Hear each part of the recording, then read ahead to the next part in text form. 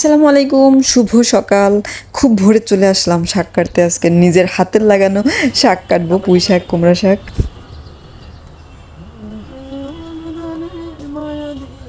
পাতাগুলো দেখলে বরং ঠান্ডা হয়ে যায় না? হ্যাঁ,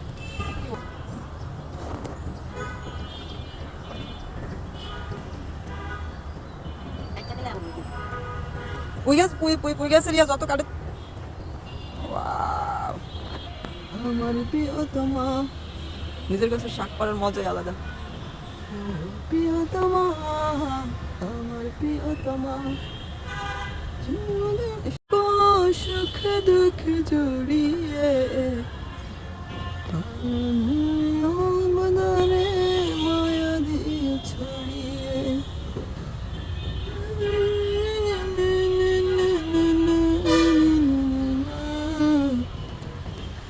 খালাই কোথায় কোথায় এখন পুঁই গাছ কাটে দেয়।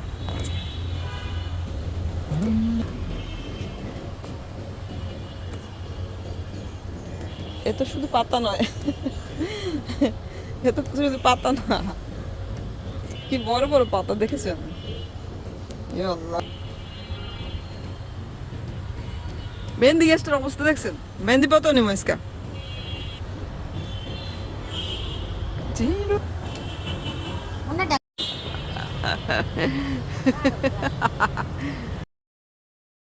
দেখেন একদম ফ্রেশ, মানে বাজার থেকে তো হচ্ছে ফরমালিন দেওয়া থাকে না কি করা থাকে, 3 দিনেও শাক হচ্ছে গিয়া মানে নরম হয় না। আর এটা হচ্ছে একদম গাছ থেকে মাত্র ছেঁড়া হয়েছে। নিজের গাছের শাক বলে কথা, এটা আসলে একটু মজা করে রান্না করা হবে। প্রথমে শাকগুলোকে ভালো করে ধুয়ে পরিষ্কার করে নিব। দেন হচ্ছে আমার এই শাক রান্না করার জন্য যা যা লাগবে সেটা হলো চিংড়ি মাছ, পেঁয়াজ আর হলো হলুদ। আর চিংড়ি মাছের তরকারিতে আমি শুধুমাত্র পেঁয়াজ দেই, তেমন আর কিছু দেই না। আর হ্যাঁ, চিংড়ি মাছের মাথাটা ভালো করে বেটে দিই। চিংড়ি মাছের মাথা বা ছোটো মাছ যেগুলো, ওগুলো আমি বেটে দিই। তাহলে হচ্ছে আমার কাছে মনে হয় তরকারির স্বাদ অনেক গুণ বেড়ে যায়। যাই হোক, শাকের তরকারি চিংড়ি মাছ দিয়ে যখন রান্না করি তখন খুবই সাদামাটাভাবে রান্না করা হয় শুধুমাত্র পেঁয়াজ দিয়ে।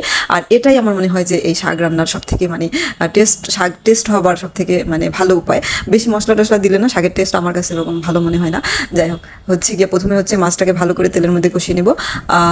আমি সবসময় চিংড়ি মাছটা তেলের মধ্যে ভেজে নিই, তাহলে খুব সুন্দর একটা ঘ্রাণ বের হয়। দেন হচ্ছে পেঁয়াজ টিয়াজ দিই, পেঁয়াজ বা আদার্স মশলা মানে হলুদ মরিচ যেটা, সেটা দিয়ে দিই। কাঁচামরিচ অল্প একটু দিয়ে দিই, লাস্টে আবার একটু কাঁচামরিচ দিব।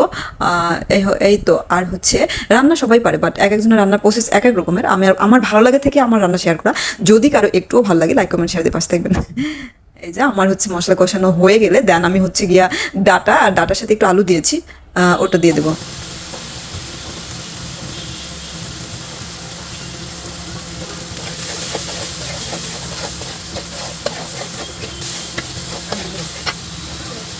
আমি দিয়ে দিলাম মাছের মাথা যে বেটে রেখেছিলাম, ওইগুলো দিয়ে দিলাম। ভালো করে কষিয়ে দেন হচ্ছে আমি ডাটাগুলো আর সাথে একটু আলু দিয়েছি।